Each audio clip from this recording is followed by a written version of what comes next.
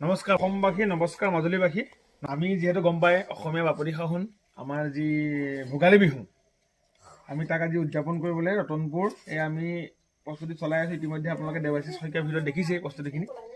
তাৰ লগতে সংগতি ৰাখি আমি যিহেতু প্ৰথম বিহু, য'ত নেকি আমাৰ প্ৰাণৰ শিল্পী ঈশ্বৰৰ পুত্ৰ জুবিন গাৰ্গদেৱ তেওঁ এইবাৰ নাই, গতিকে তেওঁৰ স্মৃতিত আমি বৰ্তমানো তেওঁ ন্যায়ৰ কাৰণে অসমবাসী লাগি আছে, তেওঁ ন্যায় পোৱা নাই। গতিকে জাষ্টিছ ফৰ জুবিন গাৰ্গ বুলি এটা অনুষ্ঠান ৰাখিছোঁ। তাত জুবিন গাৰ্গৰ বিভিন্ন গীতৰ চৰ্চা কৰা হ'ব বিভিন্ন স্থানীয় শিল্পীৰ দ্বাৰা।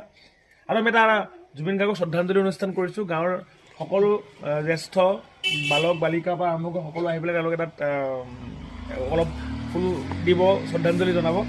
তাৰ লগতে আমি hashtag justice for Zubeen Garg যিটো বৰ্তমান চলি আছে, য'ত নেকি আমি জুবিন গাৰ্গৰ ন্যায় অসমবাসীয়ে বিচাৰি আছে, তাৰ কাৰণে আমি এখন বেনাৰ প্ৰস্তুত কৰিছোঁ। আমি মেজিৰ কাষতে ৰাখিম, যাতে আমি ইয়াৰ পৰা এটা মেছেজ অসমবাসীলৈ দিব বিচাৰিছোঁ, আমি অসম চৰকাৰলৈ দিব বিচাৰিছোঁ যে জুবিন গাৰ্গ, আমাৰ জুবিন দাই যাতে ন্যায় অতি সোনকালে পাওক। ধন্যবাদ। আৰু আমি আমাৰ বিহু, আমাৰ উৰুকাৰ নিশালৈ আপোনালোকক নিমন্ত্ৰণ জনালোঁ। ধন্যবাদ।